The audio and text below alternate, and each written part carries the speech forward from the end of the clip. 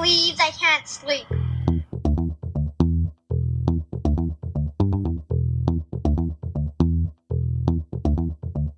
It's time to listen to Courtney at last on the Ramblings of an Insomniac podcast.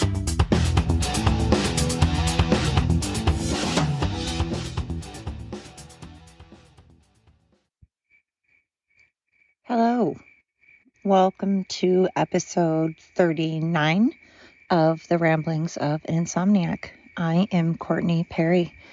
Hello and howdy. It's been a minute, kind of a lot of things going on. I tried to record an episode a few days ago and it just was not going over well. So I thought, all right, we will revisit this at another time. So here I am, revisiting. Anyway, the things that have been keeping me up, Lord, a lot. Things are quite unsettling nowadays in this world, particularly here in the States. Well, I shouldn't say particularly because I shouldn't say that. Things are unsettling everywhere, and definitely in the Ukraine, definitely in China, definitely in India. I mean, definitely all over right now. It seems all over, no matter where you go. Things are a little just out of control, unsettled. And it's sad because, again, I like to come out here at night and listen to the crickets and look up at the moon and just enjoy the stillness and the peace. I suppose I shouldn't say stillness because the nighttime has its own action. It has its own stuff going on, its own sounds. But there just, aren't as many people just running around being, well, I should say out in the country, I guess. Where I am at this particular moment, nighttime is very settling. And it's hard to find that quiet lately. It's hard to find the peace. Right now, there's so much yelling and screaming and violence going on. So many people pointing fingers at each other and so many people blaming and not taking accountability. And so many people trying to cram their beliefs down other people's throats. So much just unrest, and it's sad. I wish that we would all realize that we're trying to, we're trying to protect our beliefs, and that's wonderful. We're trying to protect our beliefs. We're trying to protect, at least in America, I can only speak for America. I don't want to speak for people in other countries. But I'm assuming it's the same in other countries. We're all just trying to protect what we feel is right.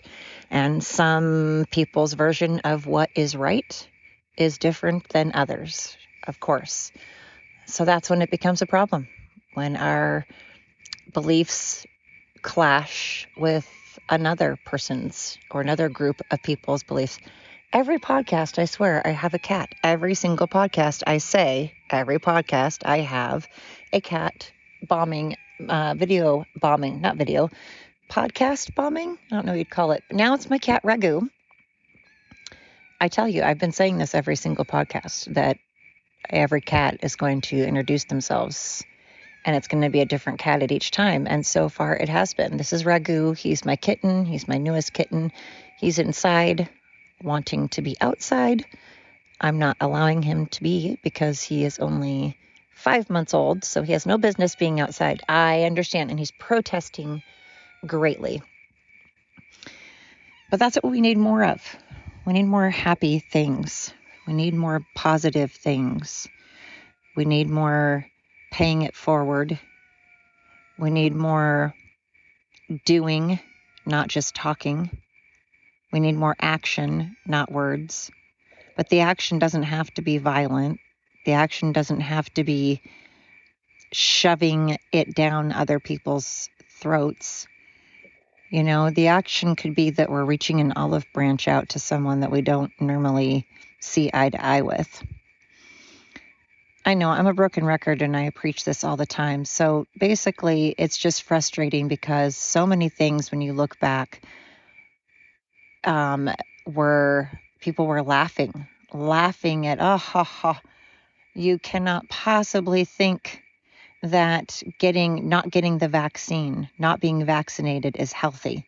How could you possibly? You're risking other people's lives. You're risking the lives of others by not getting vaccinated. And yet, here we are. Many of us unvaccinated and still living. And come to find out that they didn't listen to science. And 1 minute they're preaching at the very beginning of this, no masks are needed. No masks are needed. We don't need to close the borders to China.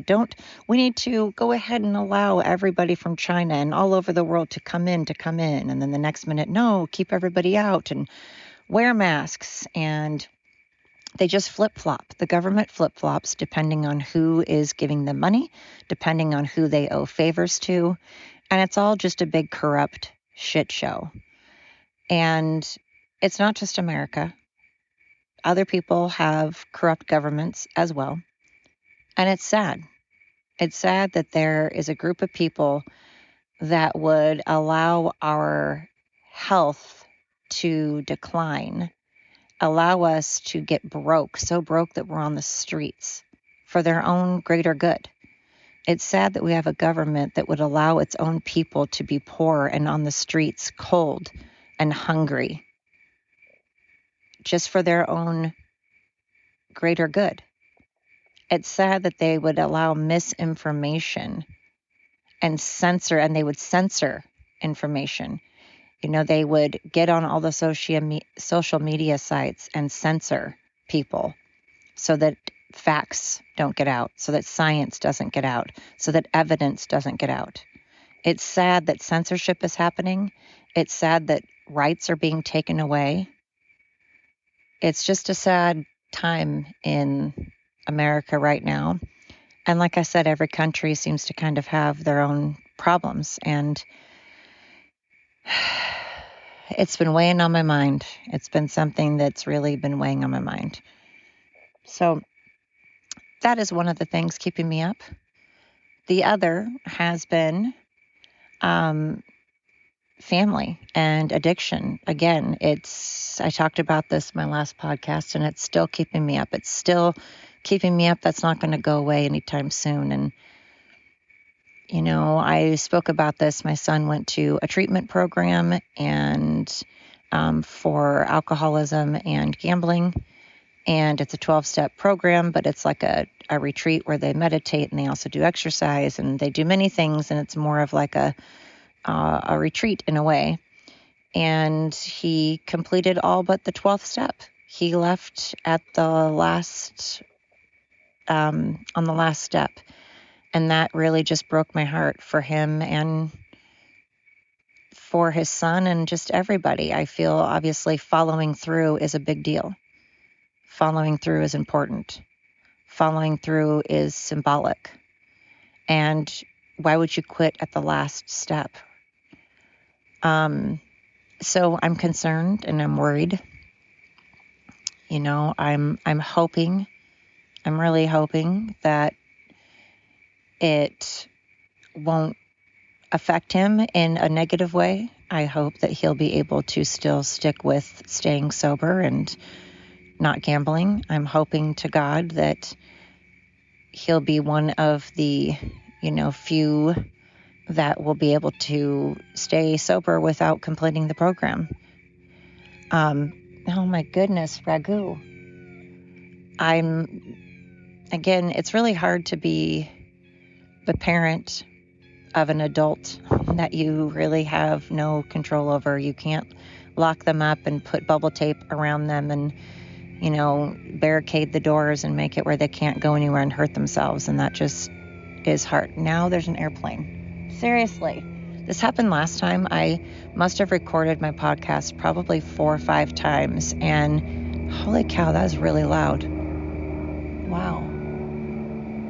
Okay. Anyway, that happened last time and I was like, all right, I won't record it, but I'm not giving up. Dang it. I'm persevering. I'm sorry that you guys have to listen to all this. My goodness. Anyway, it's hard. It's hard. Addiction is hard for the person with the addiction problem. Obviously, it's very hard for them, mentally and physically.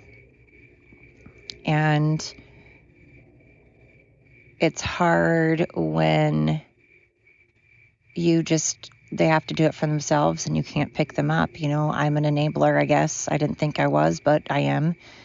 And it's hard to not want to kind of be that pooper scooper. I've always been one to want to care for people and make sure nobody, gets hurt. I've always been that little responsible mom of the group that's like, we can't do that. That's not safe. And then every once in a while, I get irresponsible once in a while, and I consider myself just all wild and crazy because I did something, wild and crazy. I mean, don't get me wrong. I'm no angel. I've done some things, but really in the grand scheme of things, I haven't done anything all that bad.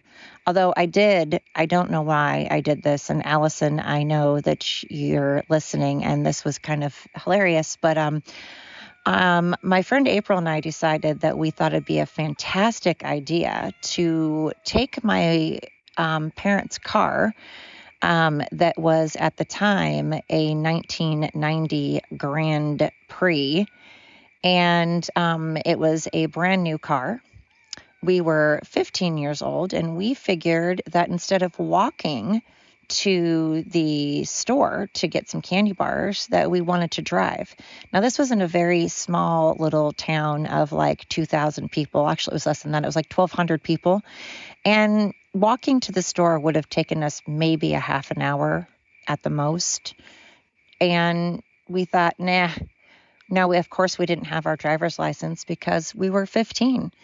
And I don't know what in the hell possessed us to do this because obviously this isn't cool. But at the time we thought, I know, we're going to take the car and we're going to go get candy bars and then we're going to come back. And we thought, well, it's a small town and no one will know. The dumb thing is there was like one cop in that town and that cop knew everybody and he knew us and we knew him and we all knew each other and everybody knew everybody. So there were eyes, all over the place, but we still were like, So we take the car and we get to the store and we're like, yes, we are so sneaky. We are so ninja. We did this. And then I drove to the store. I am the one that drove there. And then my friend April decides to drive back because, she's got to get in on the action. And so now she's driving my parents' car and also does not have her license. And, we're almost home. We're in the home stretch and we're celebrating. And we're like, yes, we are sneaky McSneakers. Look at us go. And we're almost home. And then all of a sudden, who comes passing us? Who comes the other way? My friend's mom. Yeah, my friend's mom. And she sees us and she's looking at us. And I decide, because I'm not driving, that I'm going to duck. I don't know why. I don't know why I was ducking. First of all, she already saw us. And secondly, ducking isn't really going to do any good because she still knows that April's driving the car. And because her daughter Allison is also in our class and we're all friends and we know each other, she knows us very well. And she knows that we don't have our driver's license. And so, of course, she follows us to my house and we get in the driveway. And she's basically like, what in the hell are you guys thinking? And I don't know why I decide to say this. Somehow I think that this is okay to say and it's going to make everything better. But I blurt out, well, April has her permit. And of course, a permit is no good when you don't have someone that's 21 or older driving with you. So I don't know why I thought that would somehow make it okay. And she'd go, oh, okay, then. She did not, of course. And she laid into us like she should have. Obviously, she should definitely have said something to us. But surprisingly, she never actually told our parents. I think it's because she knew that we were just idiots and that we weren't going to do it again, because both of us did feel bad. We genuinely did, and we knew we were dumb, and we knew we probably wouldn't get away with it a second time, and we did have a good conscience. So by no means was I perfect. I did a lot of shit, and, we all do that stuff, and then we don't want our kids to follow in our footsteps. But we all have that one story, I mean, I don't have just one story. I'd like to lie and say I had just one. I have a couple of stories, yes. But again, in the grand scheme of things, I was a very good and responsible young adult and teenager. I mean, when you're from a small town, you kind of have a lot of people looking out after you. And when you are a teenager trying to get away with shit, that's not always a good thing. You're like, damn it. There's always somebody that will find out. Someone's parent will always find out when you're from a small town.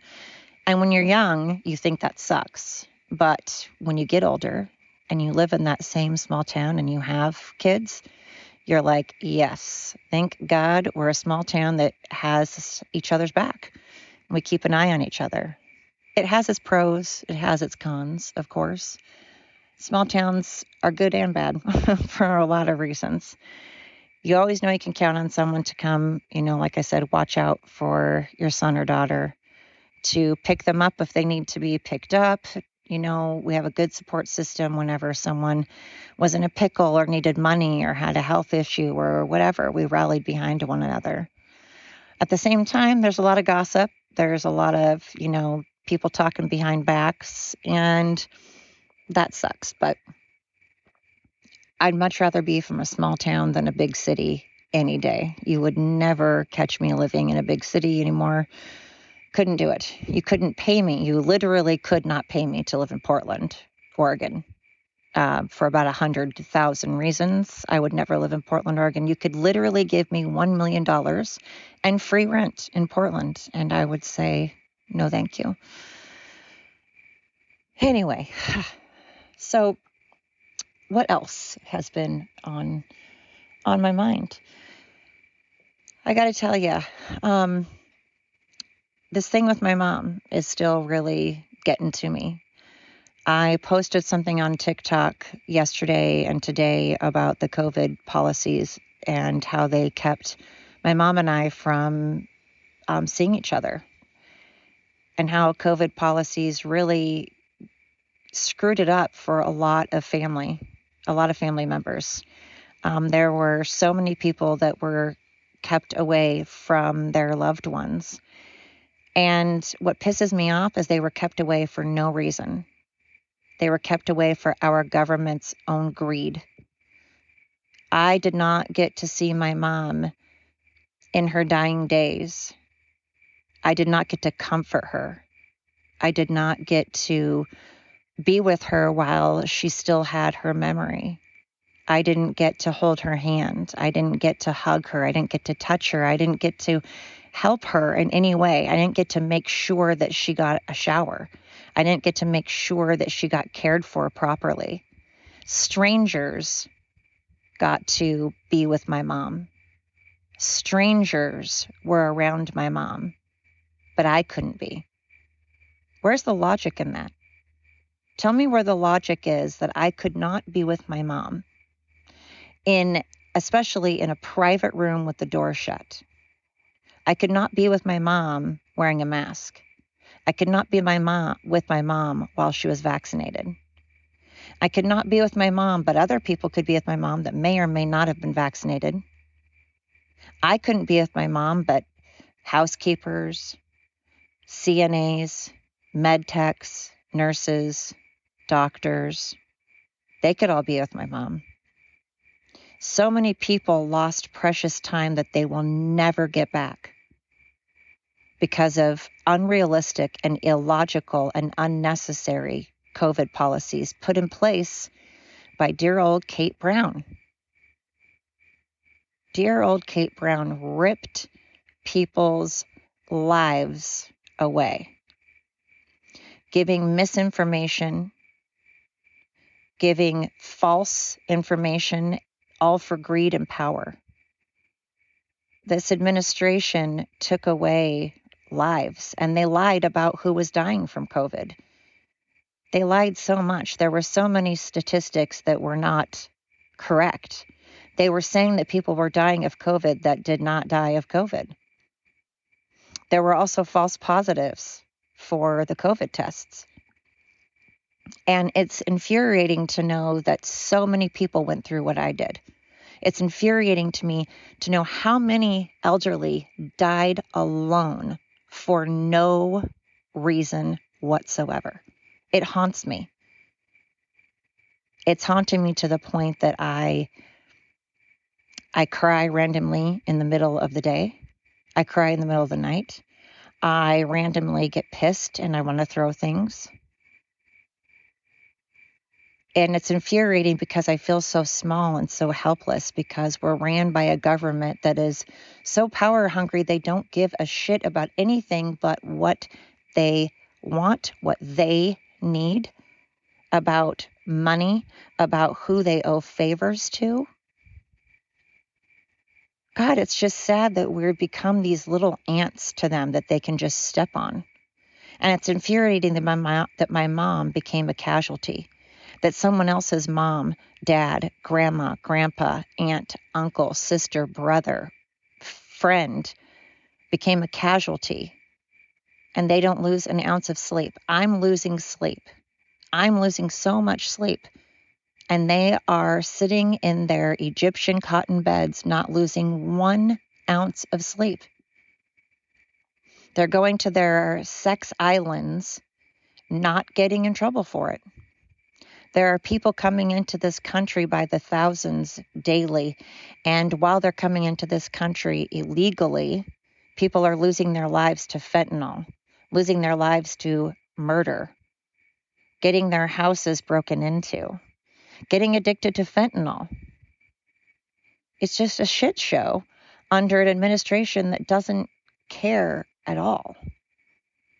Again, not losing sleep, while the rest of us are trying to figure out where we're going to sleep. There are so many people trying to figure out where they're going to get their next meal because inflation is so high you can't afford anything. And people can't afford to keep working, but Amazon sure can. I got to tell you, I stopped using Amazon. I won't use Amazon again. I use Etsy because it's owned by small businesses. I'm going to support the small businesses. They need support now more than anything. You know, they get through COVID and they're like, yes, finally, I got through COVID. And now they're dealing with all this bullshit. It's ridiculous. And shame on those of you out there that are just sitting back and taking our taxpayer monies while you sit around and do nothing at all. You don't try to get a job. You're not contributing to this country whatsoever. You're just sitting back reaping rewards that the rest of us have to put our blood, sweat, and tears into. When we're feeling depressed and exhausted or not feeling good, we have to go to work while you just sit back and reap rewards. It's insane. Now here's Jasper. It's insane, and shame on you. But again, not losing any sleep over it, I'm sure. I'm sure the lazy people out there that like the administration, of course they're going to like the administration. It just promotes their laziness. It gives them an excuse to continue to be lazy and make excuses for it. I'm sorry, I'm not an excuse kind of gal. I mean, sure, I've made a few. I've made some excuses, yeah, but as a whole, I take responsibility. I take accountability like we all should. Sometimes the shit's going to hit the fan and life isn't going to be easy. And sometimes it's going to be unfair. That doesn't mean it's somebody else's problem. Anyway, these are the things that have been keeping me up. And I'm hoping that whatever you're struggling with, you know, I'm hoping that you have someone to talk to, whether it's a friend, a family member, a counselor, a coworker, I don't know. But I hope that you have someone to talk it over with, because Addiction right now is on the rise. Whether it's alcohol or drugs, it's on the rise because so many people are depressed at the state of the world right now. So I hope whoever's listening has someone they can talk to. I hope they have someone they can go to and, get out their frustrations, because if you let them build up and you let them eat at you, it's not going to be good. It's not going to be healthy. Anyway, for what it's worth, I'm listening. And thank you for those of you that are listening every time, giving me that chance every time, continuing to give me a chance. Thank you so much. I appreciate it. I'm Courtney Perry, and you have been listening to The Ramblings of an Insomniac. Till next time.